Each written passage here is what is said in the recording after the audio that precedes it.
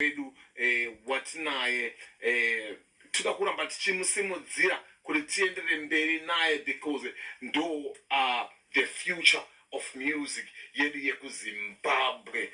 Ande mukunzwa here, the future yedu yekuZimbabwe. So I'm gonna give you two songs right here. One that comes from this young boy from Gweru. His name is called Zizo. This song is called Tichironga. And also my grand finale will be coming from Matthias Mary featuring Mambo Duterere. So I've got two songs for you today. The first one coming from Zizo, Tichironga. And the last one will be coming from Mambo Duterere featuring Matthias Mary. Ladies and gentlemen, I love you so much. The show brought to you by Express Links Money Transfer. Make sure you sign up with Express Links Money Transfer and more to me Mari, more kwanza kuwina, stand a chance to win £100 and also your family will win also £100. So let me give you this one coming from Zizo Tichironga.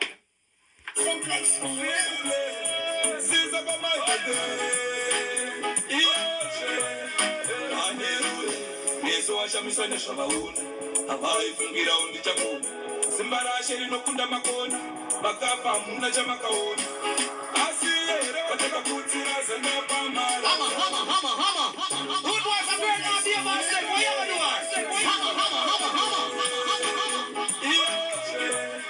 I want you to listen to this young boy avaifungira undichakuna simbarashe rinokunda makona makapa muna chamakaona asiyere wataka kutsira zenda pamara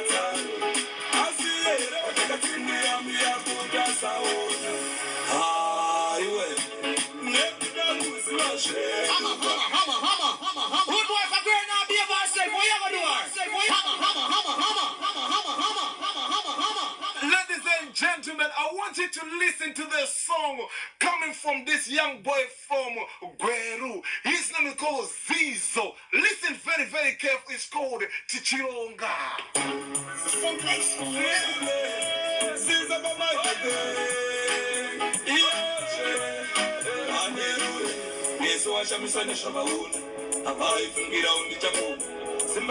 Thank you so much for passing my culture.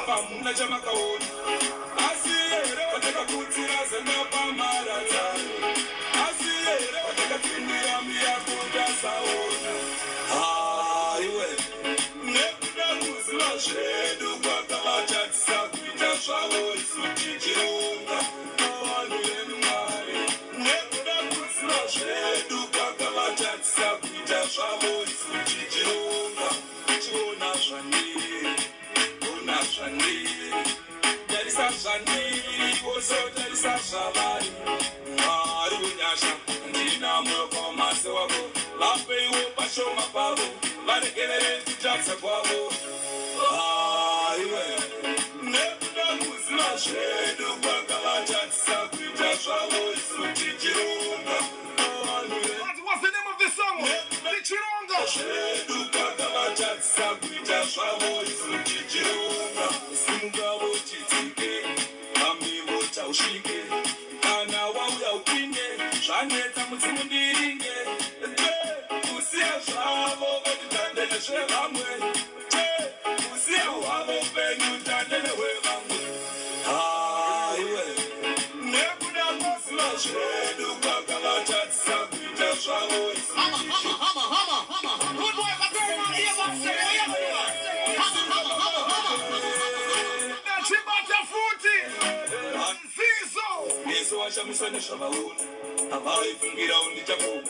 Simbarashe rinokunda makona makapa muna chamakaona asiyere wataka kutsira zenda pamara asiyere wataka kumbira miyakuda saona aiwe nekuda muziva zve thank you so fire on the wheel Tichironga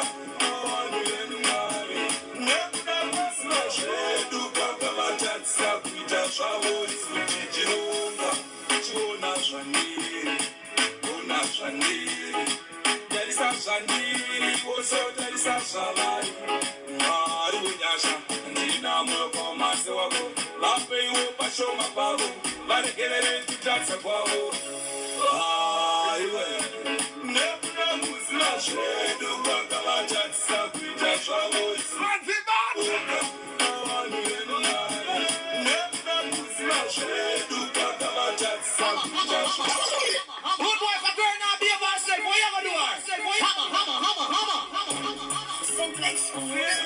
Zizo umfana anobva panonzi pagwelo izowashamisa nezvavaona hanzi ndekapi kanonzi izvo ndichakuma tichironga ashe rinokunda makona makafa hamuna chamakaona asi here vatakaputira zana pamharadzano asi here vatakatsimuyamiya kutasaona haiwe nekuda kuziva zvedu kwakavatadzisa kuita zvavo isu tichironga vanhu venumwari nekuda kuziva zvedu hanzi king mapese zvavo zizo tichironga tichiona zvandiri ona zvandiri tarisa zvandiri pose tarisa zvavari mwari wenyasha ndina muroko wamase wako vapeiwo pashoma pavo varegerere kutadza kwavo aiwe nekuda kuziva zvedu akomana song ine mutsindo. Listen to the lyrics.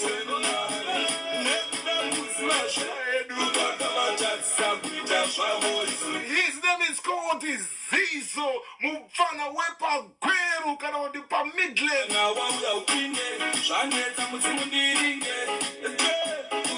Oh my God, I want you to look out for this young boy. I've been playing this young boy for quite a while now.